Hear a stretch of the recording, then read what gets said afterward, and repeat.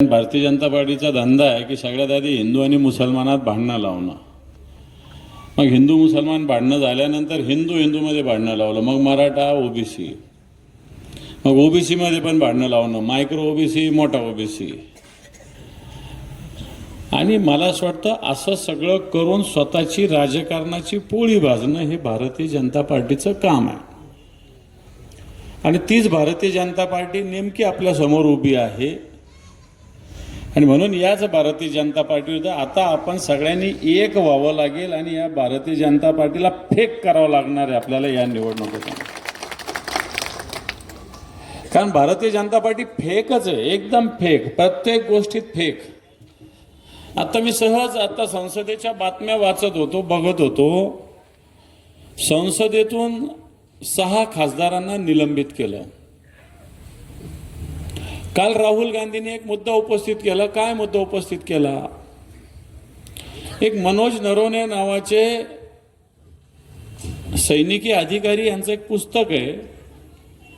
आणि या पुस्तकामध्ये चीन आणि भारताचं जे डोकलाम भाग आहे, इथे चीन कशा पद्धतीनं घुसत होता आणि भारताचं सरकार कशा पद्धतीनं सक्षम नाही असं लिहिलेलं पुस्तक आहे. मला सांगा, असा प्रश्न देशाच्या सुरक्षिततेचा उचलला पाहिजे का नाही उचलला पाहिजे? उचलला पाहिजे का नाही पाहिजे? उचलला पाहिजे. त्याच्यासाठी विरोधी पक्ष नेत्याला बोलू दिलं जात नाही, अशा प्रकारची आज या संसदेची स्थिती आहे. आता मी विरोधी पक्ष नेता म्हणून काम केलं, त्यामुळं खऱ्या अर्थानं जनतेच्या भावना विरोधी पक्ष नेत्याला व्यक्त कराव्या लागतात. परंतु आज या देशाच्या संसदेत विरोधी पक्ष नेत्यालाच बोलू दिलं जात नाही, अशा प्रकारची स्थिती आहे. आणि मग भारतरत्न डॉक्टर बाबासाहेब आंबेडकरांनी जी राज्यघटना निर्माण केलेली आहे, ही राज्यघटना कोणासाठी? समता, बंधुता कोणासाठी? सर्वांना समान अधिकार कोणासाठी? मला असं वाटतं भारतीय जनता पार्टी आताच्या घडीला या देशातली लोकशाही गुंडाळू पाहते. आणि मग बडे मियाँ तो बडे मियाँ, छोटे मियाँ सुभान अल्लाह, खालचे गल्लीतले पोरटोरा भाजपचे असेच वागू लागले. खरं आहे का खोटं आहे? भाजपचे जिल्हा परिषदेचे उमेदवार, पंचायत समितीचे उमेदवार कसं वागतात बघा, काय बोलतात बघा. त्यांना बोला म्हणा, पिण्याच्या पाण्याच्या प्रश्नावर बोला म्हणा, त्यांना शिक्षणावर बोला म्हणा, त्यांना आरोग्यावर बोला म्हणा, पण तो शिक्षणावर बोलणार नाही, आरोग्यावर बोलणार नाही, पिण्याच्या पाण्यावर बोलणार नाही. शेतकऱ्यांच्या एखाद्या प्रश्नावर बोला म्हणा, की शेतकऱ्यांच्या शेतमालाला भावावर बोला, शेतकऱ्यांची एखादी योजना आहे त्याच्यावर बोला. परंतु काहीही बोलणार नाही, अशा प्रकारची भारतीय जनता पार्टी आहे. म्हणून ही भारतीय जनता पार्टी या सर्कलमध्ये सुद्धा जाती जातीत भांडणं लावणार, धर्माधर्मात भांडणं लावणार, घराघरात भांडणं लावणार. आणि म्हणून या भारतीय जनता पार्टीपासून सावध रहा. या भारतीय जनता पार्टीच्या कोणत्याही भूल थापाला बळी पडू नका. हे खोटं बोलणारे लोक आहेत. उठल्या पडल्या मोदी असेल की फडणवीस असो, खोटं. बहुत हो गई महंगाई की मार, अब की बार मोदी सरकार. कुठे गेली महंगाई? कुठे गेली महागाई? गोड तेल 150 रुपये, गॅस 1000 रुपये झाला, दाढी 150 रुपये झाल्या. आणि मग बहुत हो गई महंगाई की मार, अब की बार मोदी सरकार आणून 12-11 वर्षात झालं काय? मग काँग्रेसच्या राज्यात बरं होतं. काँग्रेसच्या राज्यात तरी 350 रुपयाला सिलेंडर होतं, आता 1000 रुपयाला सिलेंडर झालं.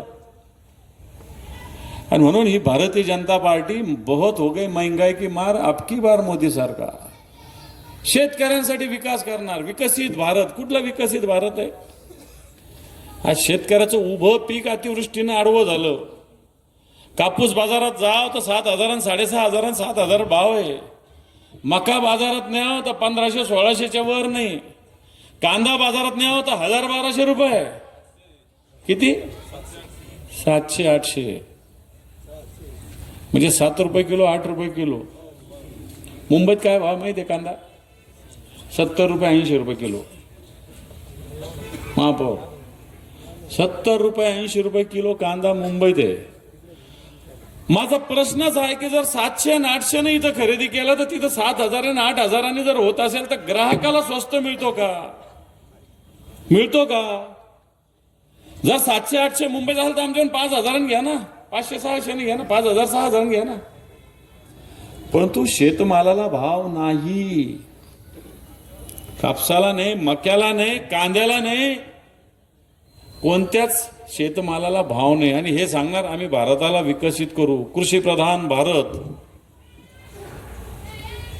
वल्लभभाई पटेलांचं नाव मिटवायचं. संघटना, महाराष्ट्र नवनिर्माण सेना या सगळ्यांची आघाडीमधून आपण या ठिकाणी उमेदवार झालेलो आहे.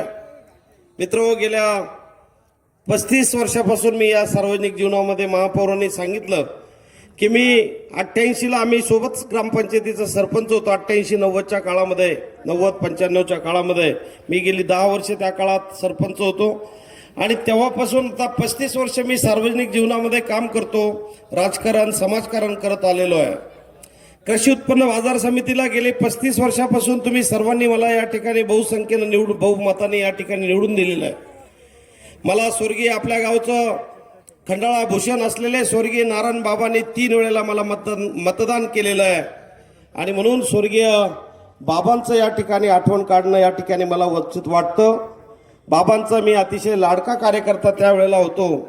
मी कुठल्याही पॅनलमध्ये असलो तर बाबा सगळ्या सोसायटीच्या सदस्यांना बोलून घ्यायचे.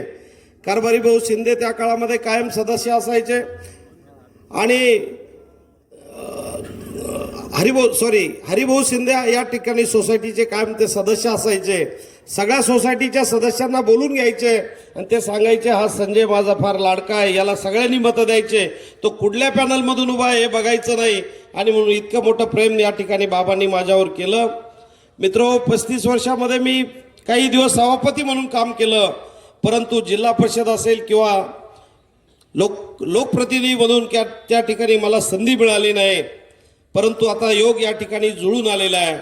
मला या दादांनी उमेदवारी दिली आणि तुमचं समर्थन आता मला हवं आहे.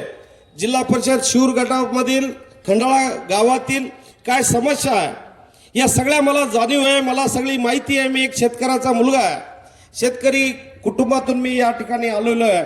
त्यामुळं शेतकऱ्याची काय जाण आहे, तरुणांचे काय प्रश्न आहे, महिलांचे काय प्रश्न आहे, मागासवर्गीय समाजाचे काय प्रश्न आहे, ह्या सगळ्या प्रश्नांची मला जाण आहे. आणि म्हणून जिल्हा परिषदेच्या माध्यमातून जी या ठिकाणी विकास कामं चालतात, मग ते या ठिकाणी तुमचा शिक्षण विभाग असेल, आरोग्य विभाग असेल, महिला बालकल्याण विभाग असेल, समाज कल्याण विभाग असेल, पाणी पुरवठा विभाग असेल, सिंचन विभाग असेल, या सगळ्या कामाची इत्थंभूत माहिती या ठिकाणी मला आहे. ही महापौरांनी आत्ताच तुमच्या समोर सगळ्यांना सांगितलेलं आहे.